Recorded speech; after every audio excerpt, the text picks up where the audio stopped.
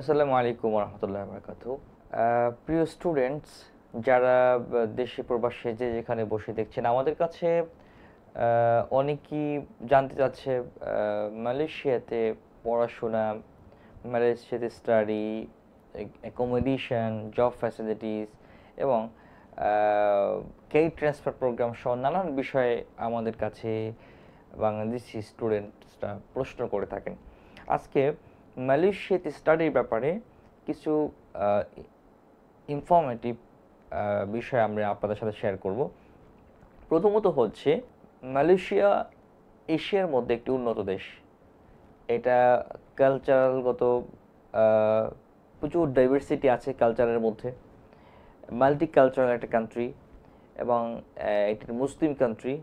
এখানে অনেকগুলো ভালো দিক এর মধ্যে হচ্ছে খাবারটা, ফুড অ্যান্ড অ্যাকোমোডেশন, এটা কম্পারেটিভলি খুবই চিপ, এটা সহনশীল অবস্থায় রয়েছে এবং স্টুডেন্টরা ইজিলি এখানে থাকা খাওয়া আদার্স ব্যাপারগুলো সহজে ম্যানেজ করতে পারে।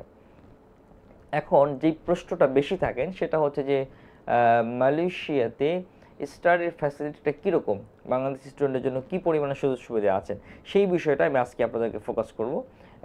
প্রথমত হচ্ছে, মালয়েশিয়াতে স্টাডির জন্য খুবই ভালো একটা ডেস্টিনেশন হতে পারে। ইদানিংকালে বাংলাদেশ থেকে প্রচুর স্টুডেন্টরা মালয়েশিয়াতে হায়ার এডুকেশনের জন্য পাড়ি জমাচ্ছে। এর কয়েকটি কারণ আমরা খুঁজে পেয়েছি। আমি একজন পিএইচডি গবেষক হিসেবে এবং আমি এডুকেশন নিয়েই কাজ করছি। সো এডুকেশন নিয়ে গবেষণা করতে গিয়ে যে বিষয়গুলো আমরা দেখেছি তার মধ্যে কিছু বিষয় আমরা আজকে আপনাদের সামনে তুলে ধরবো। প্রথমত হচ্ছে, মালয়েশিয়াতে এডুকেশন সিস্টেমটা খুবই ভালো এবং quality education most of the university তারা ইনশিওর করার চেষ্টা করে। যেগুলো 5 স্টার বা 7 স্টার র্যাঙ্কিং ইউনিভার্সিটি যারা আছে এবং লিডিং পর্যায়ে যে ইউনিভার্সিটিগুলো আছে তারা ইন্টারন্যাশনাল স্ট্যান্ডার্ড এডুকেশন কিন্তু প্রোভাইড করে থাকে। সেকেন্ড থিং যেটা, সেটা হলো সেম এডুকেশনটা যদি ইউরোপ থেকে বা অন্য আদার্স কান্ট্রি থেকে নিতে হয়, কম্পারেটিভলি সিঙ্গাপুরের কথা চিন্তা করি বা আদার্স কোনো কান্ট্রির কথা চিন্তা করি, সেই দিক থেকে মালয়েশিয়াতে সেম এডুকেশনটা অনেকটা চিপার, কম টাকায় স্টুডেন্টরা পড়তে পারছে। এটা একটা ভালো দিক এবং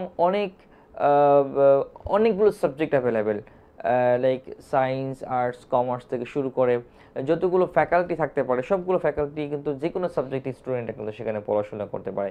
ইভেন মেডিকেল স্টাডিটাও কিন্তু অ্যাভেলেবেল মালয়েশিয়াতে রয়েছে। বাট যদিও মেডিকেল স্টাডিটা একটু কম্পারেটিভলি এক্সপেন্সিভ মালয়েশিয়াতে অলসো। সো এই জন্য মালয়েশিয়াতে স্টুডেন্টরা প্রচুর পড়াশোনা করতে আসছে এবং কম্পারেটিভলি বাংলাদেশে নর্থ সাউথ ইউনিভার্সিটি বা ব্র্যাক এই লেভেলের ইউনিভার্সিটিগুলোতে পড়াশোনা করতে যে পরিমাণ টিউশন ফিজ একটা স্টুডেন্টকে খরচ করতে হয়, ঠিক সেম টিউশন ফিস বা একটু বেশি, হালকা কিছু বেশি টাকা খরচ করলে সে কিন্তু মালয়েশিয়াতে ভালো একটা ইউনিভার্সিটি থেকে স্টুডেন্ট পড়াশোনা করতে পারে। এটাও একটা কারণ প্রচুর স্টুডেন্ট মালয়েশিয়াতে এজন্য যাচ্ছে।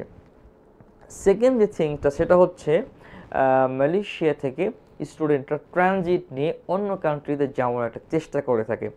এই ক্ষেত্রে মালয়েশিয়া থেকে পড়াশোনা করে বা 1 ইয়ার মালয়েশিয়াতে স্টাডি করে এরপরে অন্য দেশে যাওয়ার যে প্রক্রিয়াটা, এর মধ্যে কয়েকটা ভাগ রয়েছে, কিছু ডিফারেন্সিয়েট আমি বলবো। নাম্বার 1 হচ্ছে ক্রেডিট ট্রান্সফার করে অন্য কান্ট্রিতে কিন্তু যাওয়া যায়। ক্রেডিট ট্রান্সফার করে 1 ইয়ার মালয়েশিয়াতে পড়ে বাকি 2 ইয়ার্স সে ইউএসএ, ইউকে, অস্ট্রেলিয়া, কানাডা অন্য কান্ট্রি থেকে পড়তে পারে। এটাকে বলা হয় ক্রেডিট ট্রান্সফার প্রোগ্রাম। এটা অনলি শুধু ব্যাচেলর প্রোগ্রামের জন্য কিন্তু প্রযোজ্য থাকে। এর মধ্যে যে বিষয়গুলো, কয়েকটা বিষয় খেয়াল রাখতে হবে ক্রেডিট ট্রান্সফার প্রোগ্রামের জন্য, সেটা হচ্ছে অবশ্যই একটা ইংলিশ প্রফিসিয়েন্সি থাকতে হবে। সেকেন্ড হচ্ছে তাকে, সে মালয়েশিয়াতে যে 1 ইয়ার পড়াশোনা করছে সেখানে তাকে 80% অ্যাটেন্ডেন্স থাকতে হবে, রেগুলারিটি মেনটেন করতে হবে এবং থার্ড থিং হচ্ছে তাকে 60% মার্কস তাকে তার প্রিভিয়াস যে সেমিস্টারগুলো থাকবে সেখানে তাকে পেতে হবে।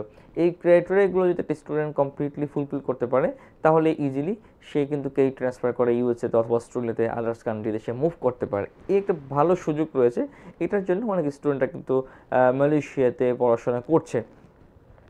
ইভেন মাস্টার্স, পিএইচডি এই প্রোগ্রামগুলোতেও বাংলাদেশ থেকে অসংখ্য স্টুডেন্ট ইদানিংকালে মালয়েশিয়াতে পড়তে যাচ্ছে। এটারও কিছু কারণ আমরা খুঁজে পেয়েছি, যার মধ্যে একটা হচ্ছে মাস্টার্স এবং পিএইচডিতে ছেলেমেয়েরা ফ্যামিলি নিয়ে ফ্যামিলি নিয়ে স্টুডেন্টরা তারা হচ্ছে ওইখানে স্টে করতে পারে, এটা একটা অপরচুনিটি। এবং অনেক গার্ডিয়ানকে আমি দেখেছি যে বাবা অথবা মা কেউ একজন এখানে পিএইচডি প্রোগ্রামে আছেন, সাথে তার ছেলে মেয়েদেরকে ওইখানে স্কুলিং করাচ্ছেন, স্কুলে এডমিশন নিয়েছেন, ভালো একটা এডুকেশন দিচ্ছেন। এই কারণে তারা মালয়েশিয়াতে ফ্যামিলি সহ শিফট হয়ে গিয়েছেন এবং এখানে বাচ্চারা পড়াশোনা করছেন। এই ফ্যাসিলিটিসগুলো থাকাতে অনেক ফ্যামিলি কিন্তু মালয়েশিয়াতে যাচ্ছে পড়াশোনা করার জন্য, এবং তাদের সুযোগ মতো তাদের অপরচুনিটি অনুসারে তারা অন্য কান্ট্রিতেও কিন্তু পাড়ি জমাচ্ছেন, সেটাও কিন্তু আমরা দেখেছি। যদিও হচ্ছে ম্যাথস পিপল যদি আমরা বলি বা কমনলি স্টুডেন্টরা যেভাবে হচ্ছে একটা এক্সপেকটেশন করে, এটা হচ্ছে আমি একটু নেগেটিভ সেন্স বলবো, নেগেটিভ ইস্যুসটা বলবো, সেটা হচ্ছে এই স্টুডেন্টরা কমনলি মালয়েশিয়াতে একটা চিন্তা নিয়ে যায়, মালয়েশিয়া গিয়ে ওইখান থেকে আমি উইদিন শর্ট টাইমের মধ্যে অন্য কান্ট্রিতে চলে যাব। এটাও কিন্তু ব্যাপারটা অতটা ইজি না, বিকজ আপনাকে মালয়েশিয়া থেকে যদি ইউরোপে অথবা অস্ট্রেলিয়া, কানাডা অন্য কোনো কান্ট্রিতে যেতে হয়, সেজন্য কিন্তু আপনাকে অবশ্যই সেই রিকোয়ারমেন্টগুলো ফুলফিল করতে হবে। সেখানে যাওয়ার জন্য যেই সিস্টেম আছে সেটা ফুলফিল করতে হবে। আপনি যদি স্টুডেন্ট ভিসায় যেতে চান, তো সেক্ষেত্রে স্টুডেন্ট ভিসায় ওইখান থেকে অ্যাপ্লাই করতে হবে, অ্যাডমিশন পেতে হবে, এবং অ্যাম্বাসি ফেস করেই কিন্তু আপনাকে যেতে হবে, বা সেখানে ওই দেশের টিউশন ফিস যেটা আছে সে পরিমাণ টাকা পয়সাও কিন্তু আপনাকে থাকতে হবে। এই বিষয়গুলো মাথায় রাখতে হবে। তাহলে কিন্তু আপনারা চাইলে আপনাদের স্বপ্নের যে গন্তব্যগুলো আছে, ড্রিমস ডেস্টিনেশন যেগুলো আছে, সেগুলোতে আপনারা যেতে পারবেন। এরপরে হচ্ছে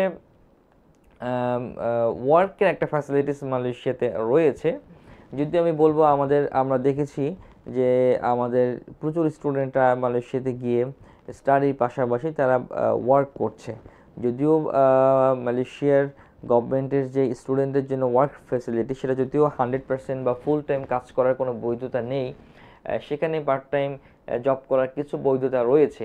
কিন্তু আমাদের স্টুডেন্টরা আমরা দেখেছি যে বকিব বিনতান মসজিদ, জামেক সহ কেএলএন বিভিন্ন জায়গাতে তারা বিভিন্ন 5 স্টার রেস্টুরেন্টগুলোতে, তারপরে হচ্ছে আপনার শপিং মলগুলোতে তার কাজ করছে। তো সেটা নিয়ে খুব একটা প্রবলেম ফেস করতে হচ্ছে না। এটার জন্য আমরা দেখেছি যে অনেক স্টুডেন্টরা যারা মোটামুটি পড়াশোনা কমপ্লিট করে পাশাপাশি সেখানে তারা জব করে কিছু টাকা আর্ন করার একটা পথ খুঁজতেছে, এটাও একটা উদ্দেশ্য আছে স্টুডেন্টরা মালয়েশিয়াতে যাচ্ছে। তো ওভারঅল এখন বাংলাদেশের সিচুয়েশন যদি আসলে আমরা আপনাদেরকে বলি, সেটা হচ্ছে যদিও অন্য আদার্স কান্ট্রি যেগুলো আছে এর ভিসা রেশিওটা একদমই কমে গিয়েছে, বাট বাংলাদেশে কয়েক লক্ষ স্টুডেন্ট যারা ফ্রেশার ইন্টারমিডিয়েট শেষ করে, তাদের একটাই ডেস্টিনেশন যে তারা দেশের বাইরে পড়াশোনা করবে। এবং আইএলটিএস কোচিং অনেকগুলো হয়েছে বাংলাদেশে, অসংখ্য কোচিং সেন্টার রয়েছে, সেখানে দেখবেন আপনার লাখ লাখ স্টুডেন্ট কিন্তু আছেন যারা বাইরে যাওয়ার জন্য খুব হার্ড অ্যান্ড সোল ট্রাই করছে, চেষ্টা করছে। তো এই ছেলেপেলেগুলো স্টুডেন্টরা কিন্তু বিদেশে যাওয়ার একটা প্রচুর প্রবণতা রয়েছে। সেই থেকে আমরা গবেষণায় দেখেছি যে এখন অন্য দেশগুলোতে ভিসা রেশিও কমে যাওয়াতে ইউরোপের ভিসা রেশিও বাংলাদেশ থেকে আশঙ্কাজনক হারে কমে গিয়েছে। এটার কারণে কিন্তু মালয়েশিয়াকে স্টুডেন্টরা বেছে নিয়েছে, এবং তাদের পরবর্তীও কিন্তু একটা টার্গেট আছে যে মালয়েশিয়া গিয়ে তারা ওইখান থেকে অন্য কোনো কান্ট্রিতে চলে যাবে, সেই বিষয়গুলো আছে। বাট আমাদের সাজেশন হচ্ছে মালয়েশিয়াতে উচ্চশিক্ষার জন্য যেতে পারেন, সেক্ষেত্রে অ্যাকোমোডেশন, ফুড, সেটা আগেও বলেছি যে খুবই মোটামুটি খুব একটা বেশি এক্সপেন্সিভ নেয়, সেক্ষেত্রে এখানে পড়াশোনার মানটাও ভালো এবং মাল্টিকালচারাল, সেক্ষেত্রে পড়াশোনা করে যেতে পারে। বাট যদি আপনারা এইরকম চিন্তা করেন যে গিয়েই খুব কম সময়ের ভিতরেই একদম আমেরিকাতে চলে যাবেন, অস্ট্রেলিয়াতে চলে যাবেন, অথবা ইউরোপে চলে যাবেন, সেটাও কিন্তু আপনারা যতটা ইজিভাবে নিচ্ছেন অতটা ইজি না। বাট ওইখানে নির্দিষ্ট যে টার্মস অ্যান্ড কন্ডিশন আছে সেগুলো ফুলফিল করেই কিন্তু আপনাকে যেতে হবে। এই বিষয়গুলো আমি আপনাদেরকে বলতে চাচ্ছিলাম।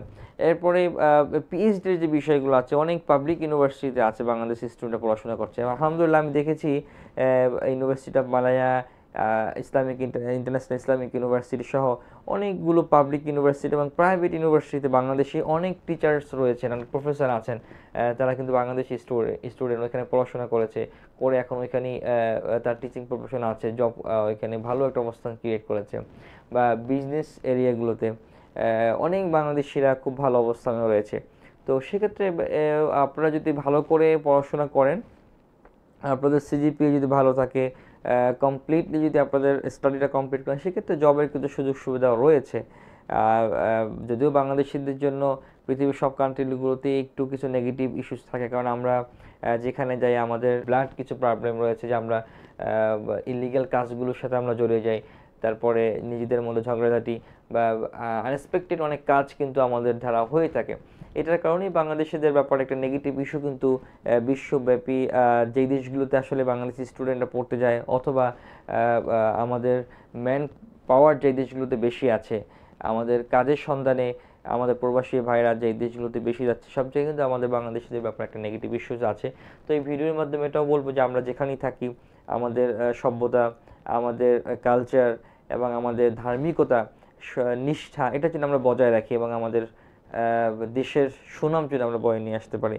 এবং আমরা আশা করি বাংলাদেশি স্টুডেন্ট আরও অনেক ভালো করবে এবং বিদেশে পড়াশোনা করবে। আপনারা অনেক কথা আসলে থেকে যায়, আমাদের ভিডিওটা লম্বা হয়ে যাচ্ছে, আমরা পরবর্তী ভিডিওতে আপনাদেরকে আরও অনেক কিছু বলবো।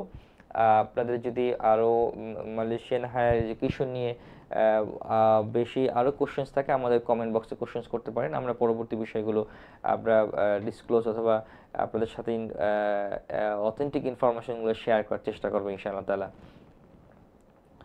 তো আজকে আমরা এখানেই বিদায় নিচ্ছি। আসসালামু আলাইকুম রহমতুল্লাহ।